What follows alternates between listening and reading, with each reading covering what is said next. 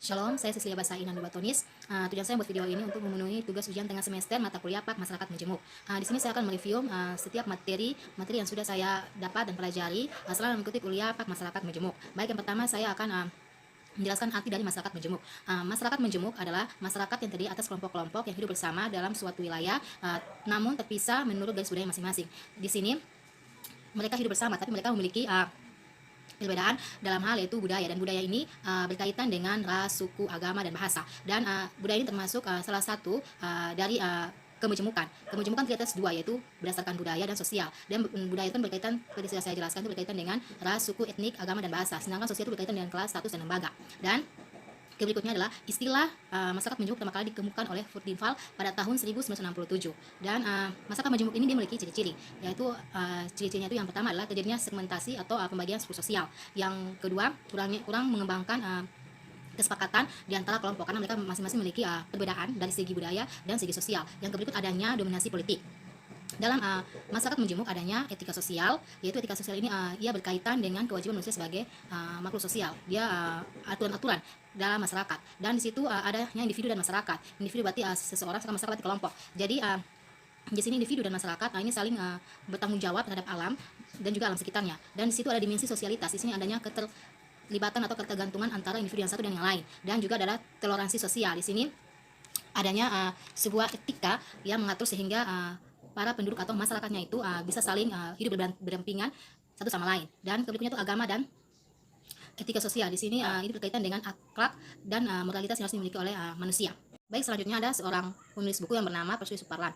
Di sini ia mengatakan bahwa Indonesia merupakan masyarakat Majemuk, dan dia juga mengemukakan bahwa masyarakat Majemuk atau plural society adalah masyarakat yang terwujud karena komuniti suku bangsa yang secara langsung dan tidak langsung dipaksakan untuk bersatu di bawah kekuasaan sebuah sistem nasional. Seperti yang kita ketahui bahwa Indonesia pernah dijajah oleh Belanda, dan selain Indonesia Belanda menjajah negara lain, sehingga Suparlan dia dari hal tersebut dia mengungkapkan bahwa Indonesia merupakan masyarakat Majemuk, dan kemejemukan Indonesia ini sudah ada dari zaman penjajahan hingga sekarang, dan adanya penggolongan yaitu mayoritas dan minoritas, baik dari segi ras, etnik, suku maupun agama dan sebagainya.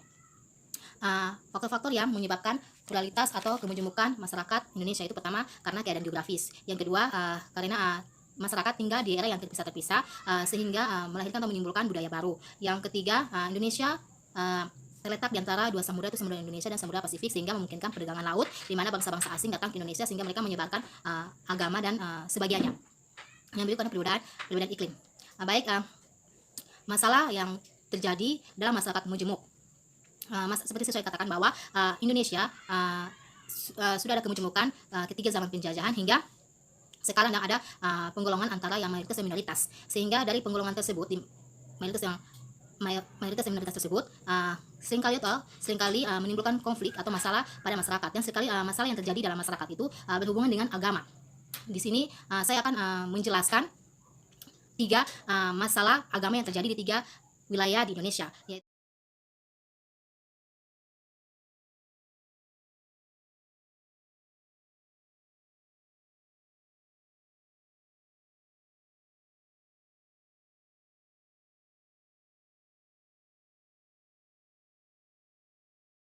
baik.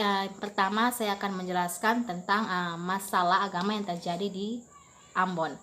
Ambon berada di Maluku. Maluku beribu kota Ternate.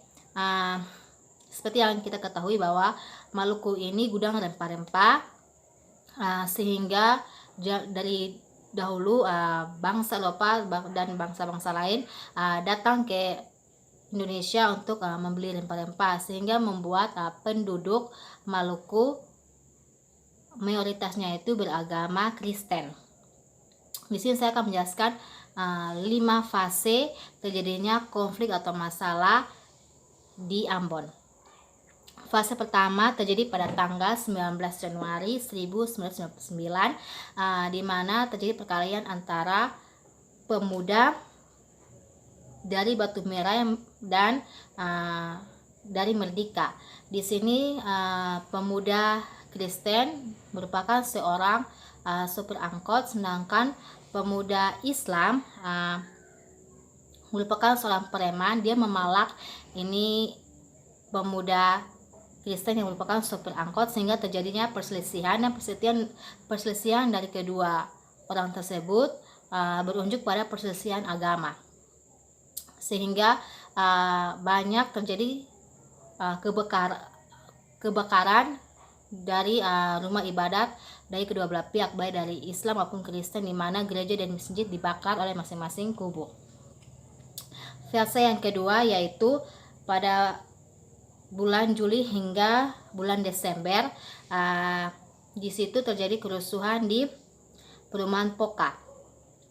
Dan fase yang ketiga itu terjadi pada tahun 2000, yaitu pada tanggal 26 April hingga bulan Juni tahun 2000, di mana diadakan pawai perdamaian namun berakhir bentrok. Dan di sini Islam bertambah kuat karena mendapat bantuan dari Jawa, yaitu Laskar Jihad.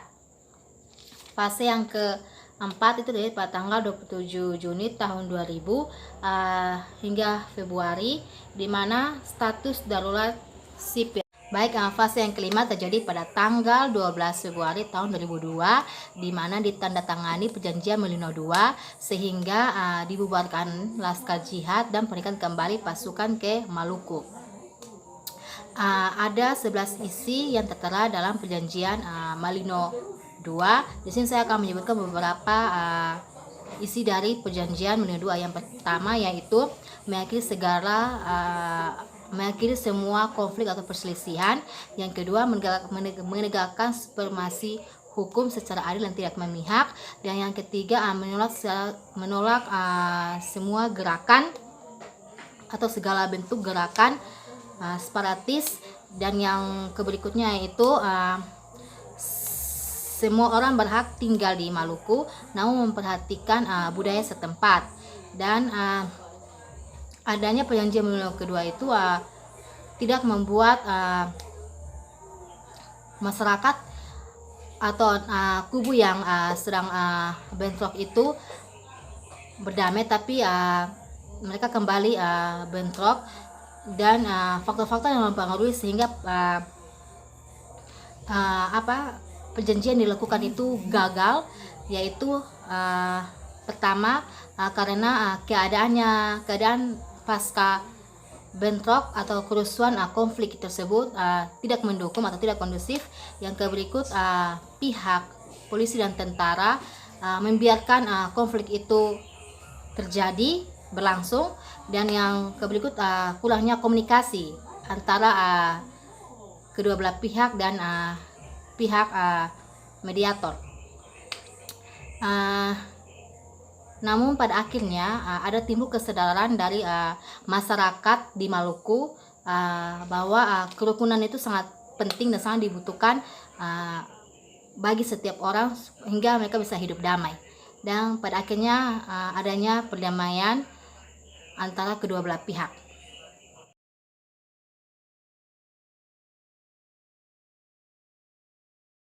Baik, masalah agama di Poso. Poso di ibu kota Sulawesi Tengah, dan di Poso agama Kristen dan Islam itu seimbang, dan di mana agama Kristen itu merupakan penduduk asli, sedangkan agama Muslim merupakan penduduk pendatang. Dan di sini saya akan menjelaskan 3 fase terjadinya konflik atau masalah di Poso. Fase pertama itu pada tanggal 24 Februari tahun 1998, di mana pada perayaan Natal dan bulan puasa terjadi bentrok antara pemuda Kristen dan pemuda Islam. Di sini pemuda Kristen menikam pemuda Islam. Terus tadi lagi bentrok lagi, yaitu antara para pemuda-pemuda Kristen yang melindungi toko orang Tiongkok yang sedang menjual miras. Di sini para warga Muslim atau pemuda Muslim datang untuk menyegel atau menyita miras yang ada di toko agama Tiongkok, tapi dilindungi oleh pemuda-pemuda Kristen. Dan di situ memiculah ini perselisihan antara kedua kubu ini. Dan pada fase yang kedua, yaitu pada bulan April tahun 2000, di sini terjadinya isu untuk pembagian kekuasaan antara umat Muslim dan umat Kristen. Di sini adanya pemilihan bupati, dan pemilihan bupati ini diharapkan adanya pembagian kekuasaan antara kedua belah pihak. Dan meruncingnya permasalahan ini itu pada fase yang ketiga, itu pada bulan Mei hingga pada tanggal 1 Desember tahun 2000, di mana dari masalah-masalah tersebut, perselisihan tersebut berujung pada masalah agama. Dan di sini masing-masing agama mempertahankan, mereka saling bentrok, saling berperang satu antara satu dan yang lainnya, sehingga banyak korban jiwa. Dan korban jiwa ini paling banyak dari masyarakat Muslim, di mana para orang-orang Kristen membunuh masyarakat Muslim. Dan dampak dari kejadian tersebut adalah banyak kehilangannya nyawa, dan juga banyak rumah-rumah ibadah dan rumah-rumah penduduk yang dibakar oleh kedua belah pihak. Dan di sini dampak itu baik dari segi sosial, psikologi, hukum, karena banyak sekali hak asasi manusia yang sudah dilanggar dalam perselisihan atau konflik ini. Dan pada akhirnya seorang pendeta dia menyampaikan hal ini kepada pemerintah pusat, sehingga pemerintah pusat mengutus Bapak Yusuf Kala yang pada waktu itu menjabat sebagai Menteri Koordinasi Kesejahteraan Masyarakat. Dia menjadi mediator antara kedua belah pihak, dan pada akhirnya terciptalah perjanjian Melino pertama pada tanggal 20 Desember tahun 2001.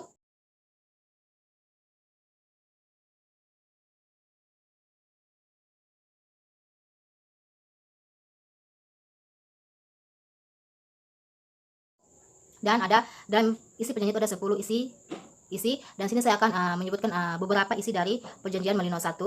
Itu yang pertama itu menghentikan semua konflik dan perselisihan, dan yang keduanya itu menentang semua bentuk dan upaya penegakan hukum. Itu saja yang saya sebutkan. Yang berikut adalah konflik atau masalah yang terjadi di NTT. Konflik masalah yang terjadi di NTT itu terjadi pada tanggal 30 November sampai 1 Desember tahun 1998, dan ini merupakan kerusuhan terbesar di provinsi NTT. Ini tidak terbatangi oleh peristiwa Ketapang, di mana para masyarakat NTT sedang berkabung atas peristiwa yang terjadi di Ketapang. Dan peristiwa perkabungan itu yang pertama tidak baik-baik saja, pada akhirnya terjadi bentrok, sehingga para masyarakat Kristen atau umat Kristen membakar masjid, sekolah para umat-umat Islam. Dan di sini umat-umat Islam yang paling dirugikan, karena mereka kehilangan rumah, dan juga mereka trauma secara psikologi, karena di sini agama Kristen membakar segala rumah, sekolah, dan juga tempat ibadat dari agama Muslim.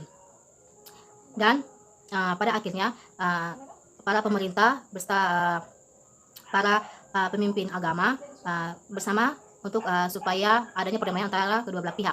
Dan pada akhirnya terciptanya perdamaian antara kedua belah pihak, sehingga mereka mau hidup bersama, saling bertoleransi antara satu dan yang lain. Hingga sekarang NTT dijadikan sebagai provinsi kedua yang toleransinya tertinggi setelah Papua Barat. Jadi di sini mengajarkan kita bahwa adanya perbedaan bukan berarti kita saling bermusuhan, tidak, namun adanya perbedaan buat kita saling bersatu. Menurut saya